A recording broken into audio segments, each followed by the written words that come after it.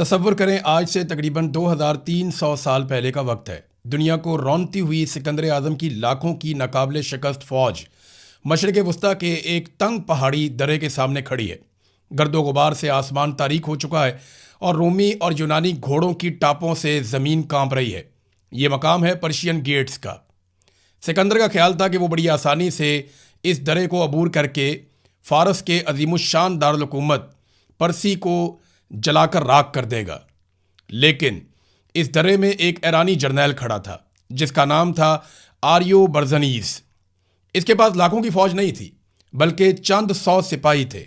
آریو برزنیز جانتا تھا کہ وہ یہ جنگ نہیں جیت سکتا، اس کی موت یقینی تھی، لیکن اس نے اپنے سپاہیوں کی طرف دیکھا اور فیصلہ کیا کہ وہ سکندر کو آسانی سے گزرنے نہیں دے گا۔ وہ آخری سانس تک، آخری تیر تک اور خون کے آخری قطرے تک لڑے گا۔ وہ کیوں لڑے؟ وہ دنیا کو ایک ابدی پیغام دینا چاہتے تھے کہ ایک ایرانی اپنا سر تو کٹوا سکتا ہے لیکن کسی حملہ آور کے سامنے جھکا نہیں سکتا۔ آج ہزاروں سال بعد ایسا لگتا ہے جیسے تاریخ خود کو دہرا رہی ہے۔ خبروں میں آپ روزانہ پڑھتے ہیں بریکنگ نیوز، آپ سنتے ہیں کہ ایران نے اسرائیل پر ایک ہی رات میں 500 میزائل داغ دیے۔ کبھی خبر آتی ہے کہ ایران ایٹمی ہتھیار بنانے کے بالکل قریب پہنچ چکا ہے، اور کبھی ہم سنتے ہیں کہ امریکہ کی طرف سے نیوکلیئر آبدوزیں خلیج فارس میں بھیجنے کی دھمکیاں دی جا رہی ہیں۔ ان خبروں کے بعد آپ کے ذہن میں بے شمار سوالات اٹھتے ہیں۔ آخر ایران، امریکہ، اسرائیل اور مغربی یورپ جیسے سپر پاور کے خلاف کیسے اور کیوں اٹھ کھڑا ہوا؟ کیا ایران واقعی پوری دنیا کے لیے ایک عالمی خطرہ ہے یا کوئی جارح ہے، یا پھر یہ 6000 سال پرانی تہذیب رکھنے والی ایک ایسی قوم کی بقا کی جنگ ہے جسے پچھلے 125 سالوں سے مسلسل دیوار سے لگانے کی، غلام بنانے کی اور اس کے وسائل لوٹنے کی کوشش کی جا رہی ہے؟ آج ہم یہ سمجھنے کی کوشش کریں گے کہ ایران کا نفسیاتی ڈھانچہ کیا ہے، یہ قوم جھکتی کیوں نہیں ہے، یہ ہار کیوں نہیں مانتے، یہ راکھ کے ڈھیر سے بار بار کیسے اٹھ کر کھڑے ہو جاتے ہیں۔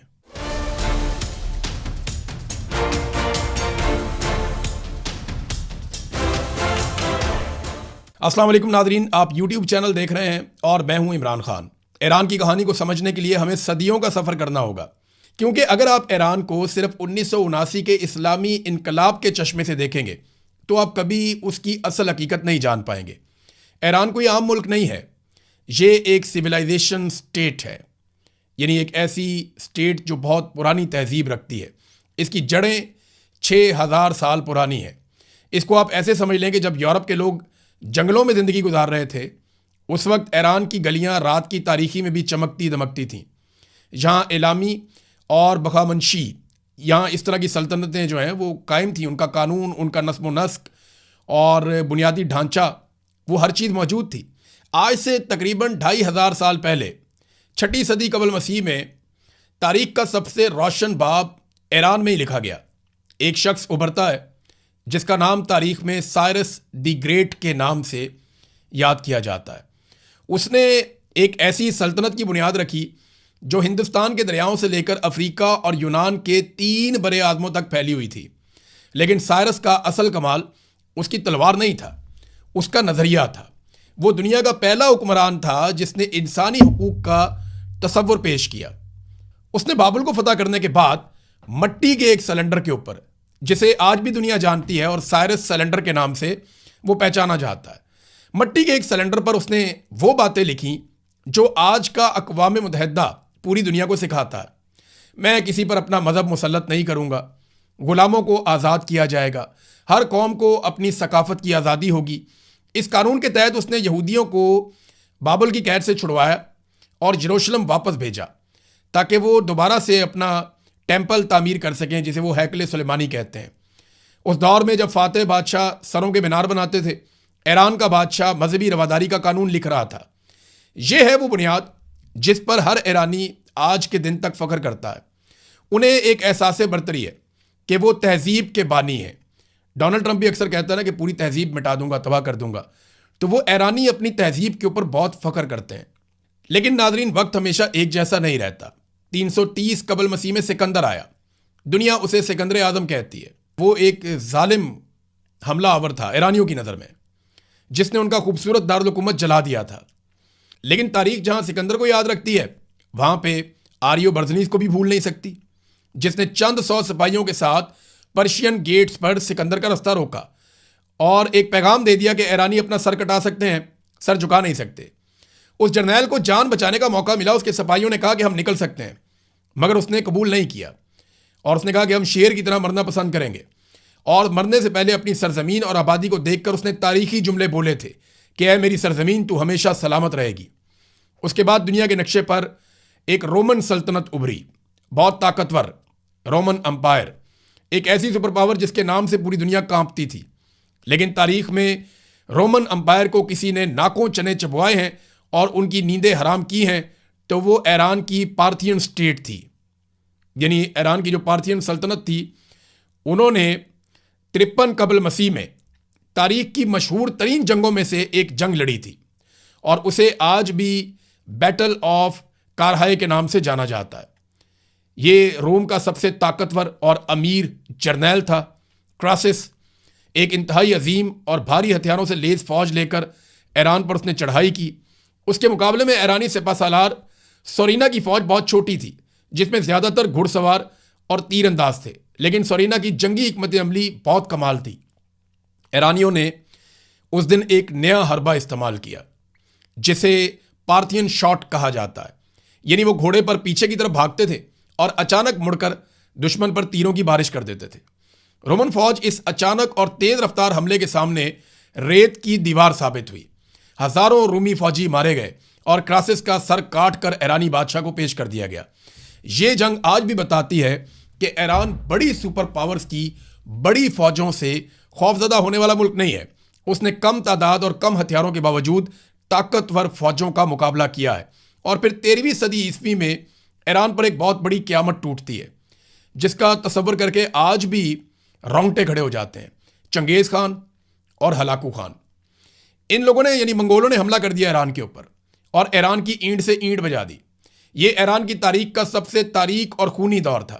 منگولوں نے شہروں کے شہر صفحہ ہستی سے مٹا دیے، مردوں، عورتوں، بچوں کا قتل عام کیا، انسانوں کی کھوپڑیوں کے مینار بنائے، ایران کے عظیم الشان نہری اور آبپاشی کے نظام کو تباہ و برباد کر دیا، جس نے زراعت کو صدیوں پیچھے دھکیل دیا، بغداد اور نیشا پور کی عظیم لائبریریوں کو جلا کر راکھ کر دیا۔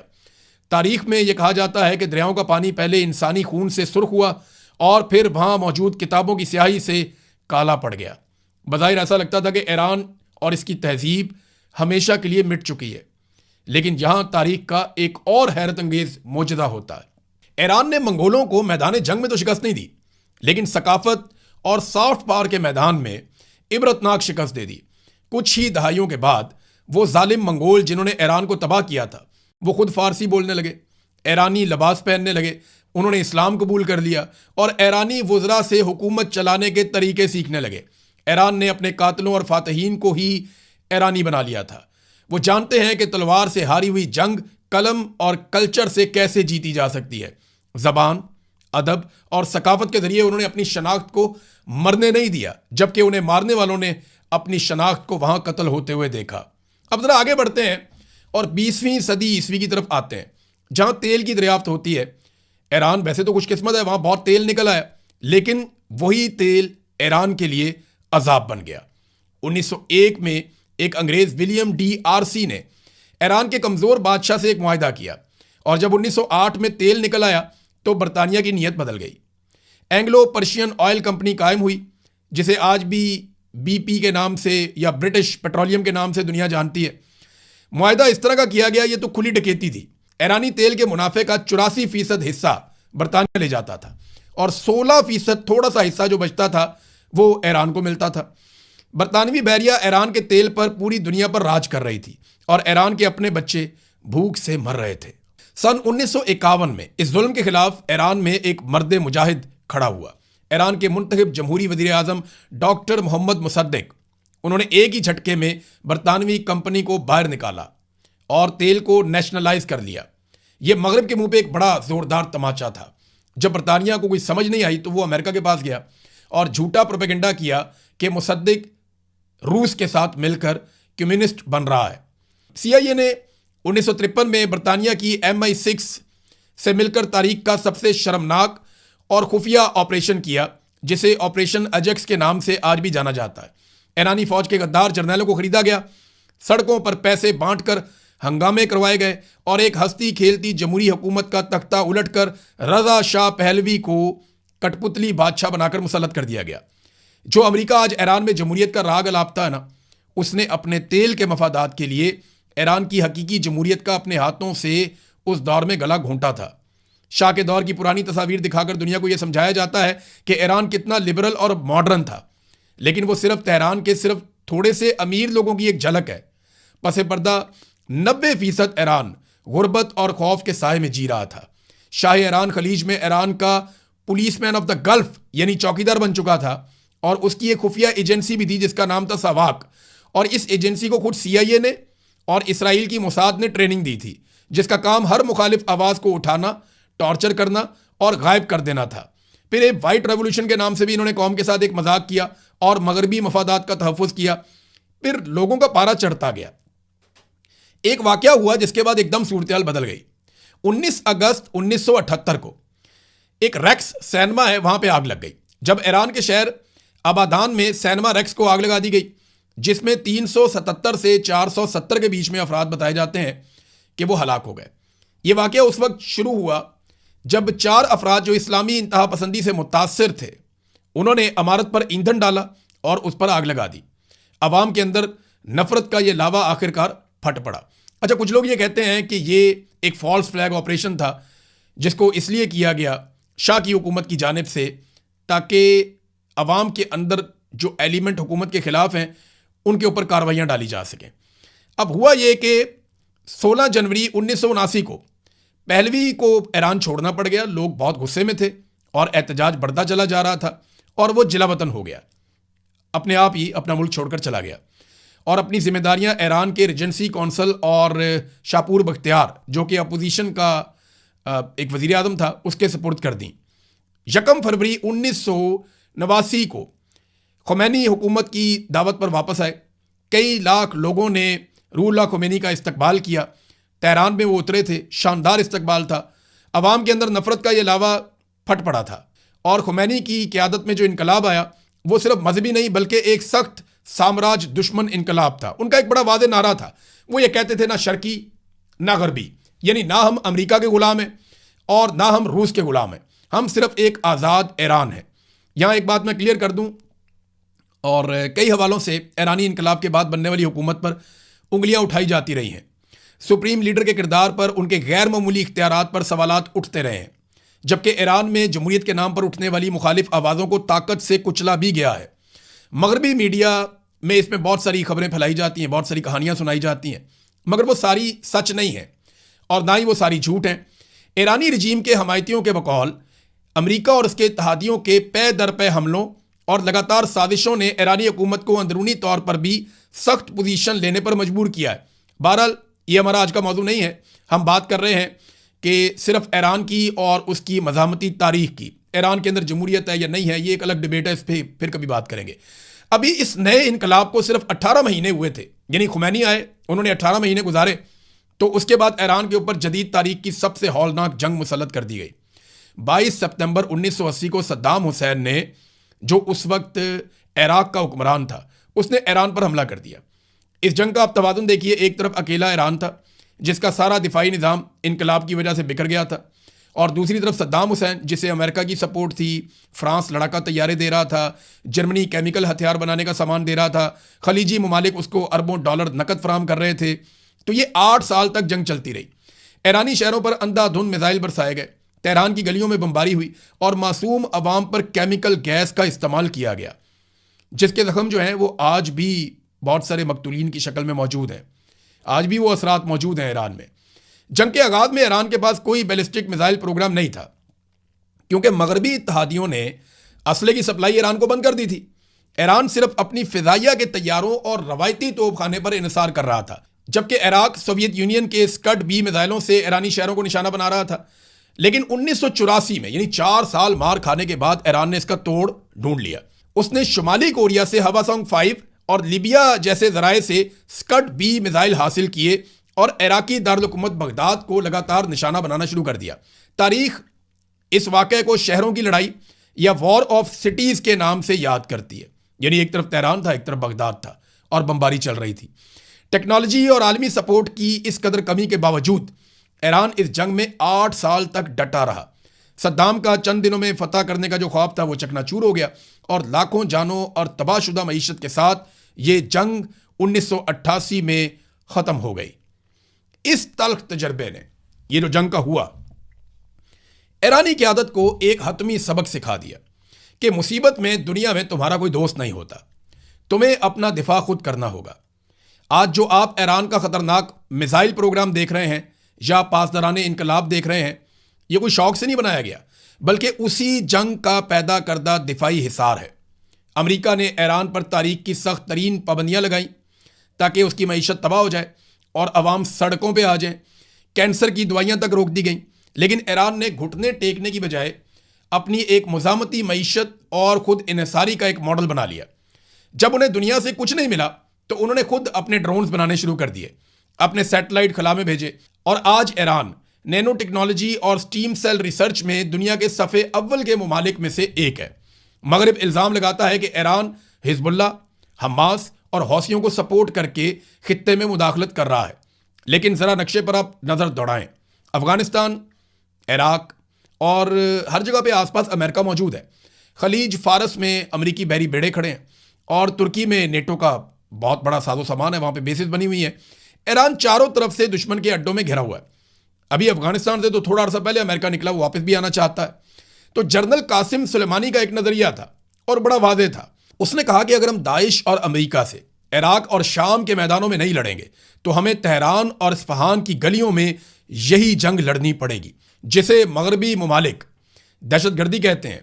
خطے کے کروڑوں لوگ اسے اسرائیل کی توسیع پسندی کے خلاف ایک اسٹریٹجک دفاع یا حکمت عملی مانتے ہیں.